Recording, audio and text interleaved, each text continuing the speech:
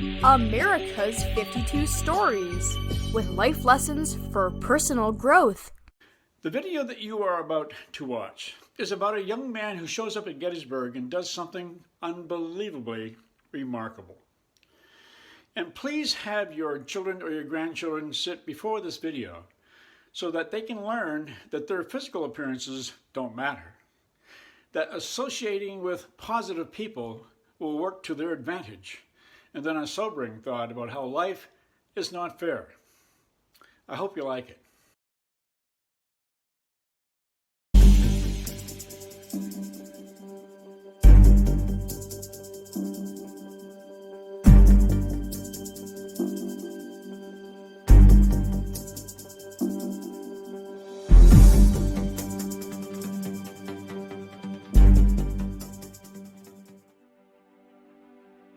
Alonzo Cushing.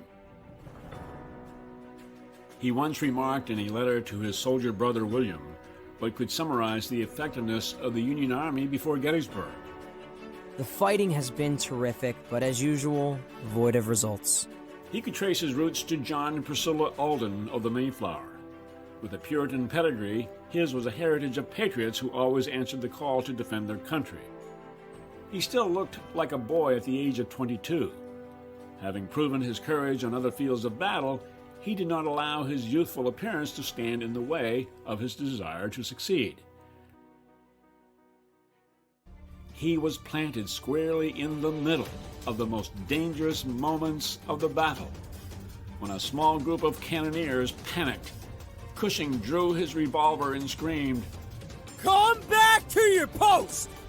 The first man who leaves his post again, I'll blow his brains out!" While assisting his cannoneers with loading their guns, they were quickly falling wounded and dead. One particular gun was overheating, and the escaping gases from the barrel burned his thumb to the bone. The pain was unbearable. Suddenly, 2 bullets hit him, one in his right shoulder and one in his stomach area. Seconds later, he suffered a direct shrapnel blast to his groin. Bleeding profusely and in excruciating pain, Cushing was going into shock, but somehow continued to give orders that could hardly be heard in the deafening noise of overworked muskets and cannons.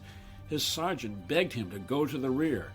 Cushing refused, barely uttering the words, "There's no time. I will stay right here and fight it out or die in the attempt. I'll give them one more shot." With one hand firmly committed to stopping his own bleeding, he continued to direct the firing of whatever shells he had left. In addition to his brutal wounds, his life ended when a bullet entered through his mouth and plowed a path to the back of his brain. Cushing's singular effort became another brave contribution to the success of his team, the Union Army. His fighting had been terrific, but not void of results.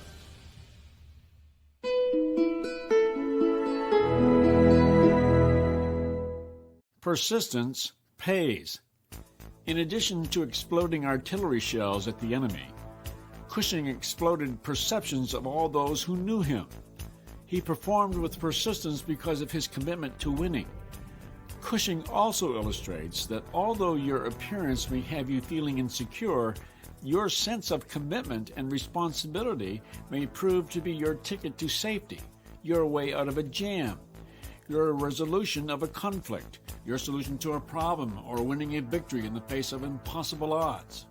Some influences are neatly disguised.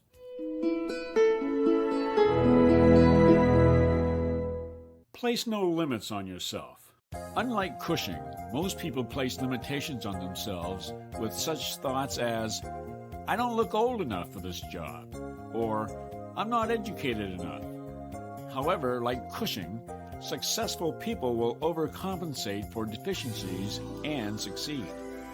Abraham Lincoln had less than a year of formal education, but he mastered the English language enough to leave us the most powerful speeches ever written to sustain the world's most enduring constitutional republic.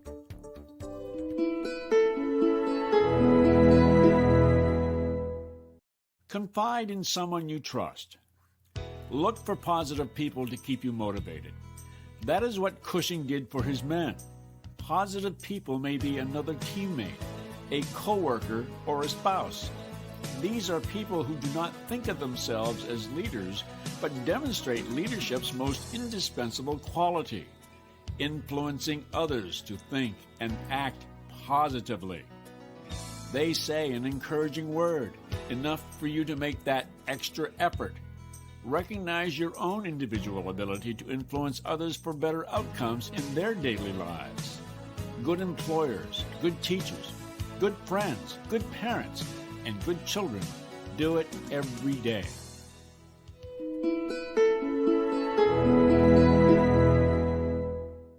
Life is not fair.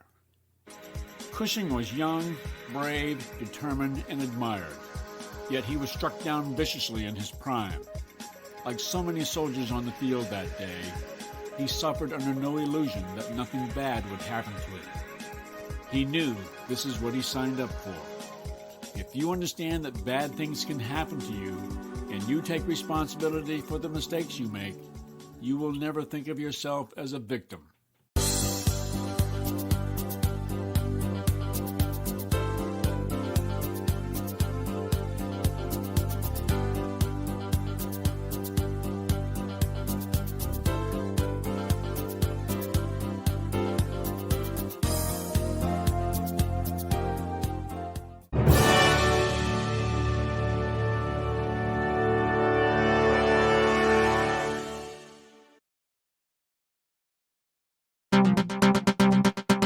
Right now, every student has the right to be thinking, what do I do with this information?